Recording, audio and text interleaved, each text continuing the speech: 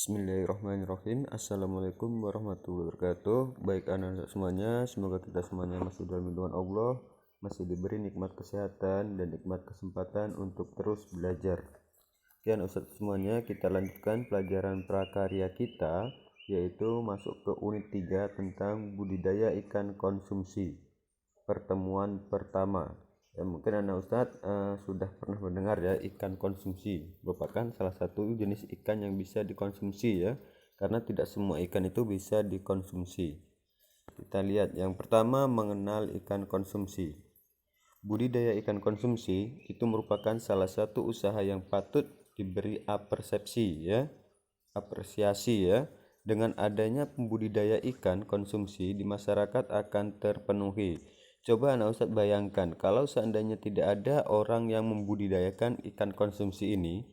Nah, sangat susah ya kalau kita cuma mengharapkan para nelayan atau para pemancing baru kita bisa makan ikan konsumsi. Sedangkan ikan konsumsi itu sendiri itu sangat bagus untuk tubuh kita ya, karena banyak mengandung gizi dan protein yang tinggi ya. Oke. Kita dapat menghargai usaha pembudidaya ikan dengan cara ikut menjaga dan melestarikannya ya. Bisa juga anak Ustadz membuat kolam sederhana di perkarangan rumah ya. Dengan cara membuat kolam sederhana di perkarangan rumah anak Ustadz nanti itu bisa untuk mengurangi pengeluaran juga ya. Kalau kita punya kolam sendiri, otomatis ya, selain membuat kita mudah untuk mendapatkan ikan, nah itu bisa juga sebagai penghasilan anak Ustadz sendiri ya. Coba anak Ustadz nanti setelah belajar tentang budidaya ikan konsumsi, nanti anak Ustadz bisa membuat atau menyusun rencana pemeliharaan dan perawatan ikan konsumsi ini sendiri ya. Oke, kita lanjutkan. Yang selanjutnya adalah mengenal jenis-jenis ikan konsumsi ya. Jadi di sini berdasarkan sifatnya ikan itu digolongkan menjadi 3 ya, berdasarkan sifat ya. Itu ada ikan peliharaan, terus ada ikan liar dan ikan buas. Untuk ikan peliharaan itu merupakan ikan yang mudah dipelihara dan kembang biakan sehingga menghasilkan keuntungan ya, yang dia itu mudah dipelihara dan mudah dikembang biakan. Nah, contohnya adalah ikan nila, ikan gurami, ikan emas, ikan mujair. Nah, itu adalah ikan peliharaan. Terus yang selanjutnya adalah ikan liar. Ikan liar adalah ikan yang sifatnya liar dan arkus sehingga kalau dipelihara tidak memberi keuntungan yang berarti. Contohnya adalah ikan jeler. Anak Ustadz bisa buka buku lihatnya ikan jeler. Nah, itu bentuknya seperti kayak ikan lele tapi dia kecil ya. Anak Ustadz bisa buka lihat Google ikan jeler. Terus ada ikan parai. Ikan parai itu kalau bahasa di sininya itu, kalau saya lihat gambarnya itu seperti ikan pantau dia ya. Nah, itu adalah ikan-ikan yang sifatnya liar. Nah, terus yang selanjutnya adalah ikan buas. Ikan buas mempunyai sifat suka menyerang terhadap ikan lainnya, suka mengganggu dan kadang-kadang dapat membunuh. Contohnya adalah ikan lele ya. Ikan lele ini kalau dia kelaparan dia bisa memakan sesama dia ya. Terus selain ikan lele ada ikan gabus ya. Ikan gabus ini susah juga dipelihara ya. Ikan gabus ini biasanya dia tuh banyak di parit-parit, terus makanan dia pun susah kalau kita pelihara karena makanan dia itu makanan serangga biasanya. Oke ya, itu merupakan jenis-jenis ikan berdasarkan sifatnya. Oke, yang selanjutnya adalah proses pemeliharaan ikan konsumsi. Ya, yang pertama kita lihat tempat pemeliharaan. Kita semua pasti tahu ya kalau ikan itu hidupnya di air. Secara otomatis kalau kita ingin memelihara ikan, kita harus mencari tempat yang memiliki sumber air. Misalnya di sawah, di kolam, di sungai, di rawa, di danau. Nah, itu merupakan tempat-tempat yang memiliki sumber air. Terus adalah jenis ikan. Jenis ikan yang dipelihara biasanya itu disesuaikan dengan kondisi air dan lingkungan setempat. Dan selain itu biasanya bergantung pada tujuan. Ikan itu untuk dipelihara kita konsumsi sendiri atau dijual.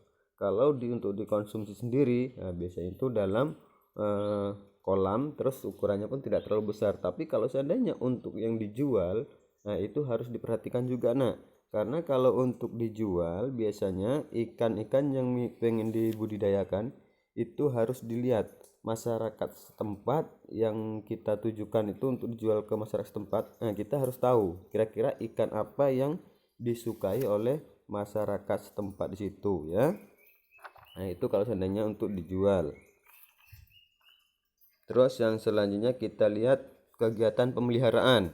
Ya, untuk kegiatan pemeliharaan itu ada 3. Yang pertama memberi makan, ya, terus memelihara kolam, terus baru mengembangbiakkan.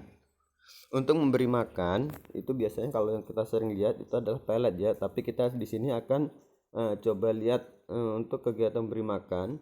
Jenis makanan ikan itu bermacam-macam ya, tergantung jenis ikannya. Secara umum makanan ikan itu digolongkan menjadi 2. Ada makanan alami, contohnya adalah cacing, rayap, binatang air, lumut, daun-daunan, jangkrik, ampas, dan dedak. Itu adalah makanan yang alami. Tapi sekarang jarang orang memberi makanan alami, karena lebih gampang lagi adalah memberi makanan buatan. Contohnya adalah pelet. Ya, itu adalah makanan yang sering digunakan oleh orang-orang pembudidaya ikan. Oke, yang selanjutnya kita lihat adalah kegiatan pemeliharaan. Untuk kegiatan pemeliharaan itu ada 3 ya. Yang pertama yaitu adalah membersihkan permukaan air. Membersihkan permukaan air itu tujuannya apa? Tujuannya agar sinar matahari dapat tembus langsung ke dalam air, dan penyakit yang ada dalam dasar air itu tidak akan berkembang kalau seandainya ada sinar matahari. Ya, terus yang selanjutnya adalah merabu. Merabu adalah memberi pupuk pada kolam ikan. Tujuannya apa? Menyuburkan tanaman di dasar kolam. Selain menyuburkan tanaman di dasar kolam, itu adalah merangsang tumbuhnya berbagai jenis tumbuhan untuk makanan ikan. Ya, biasanya merabu itu yang digunakan adalah kotoran hewan, kompos, dan rabuk hijau. Ditaburkan di atas air, nanti dia akan tenggelam. Nah, yang selanjutnya adalah kegiatan pemeliharaan adalah menjaga hama.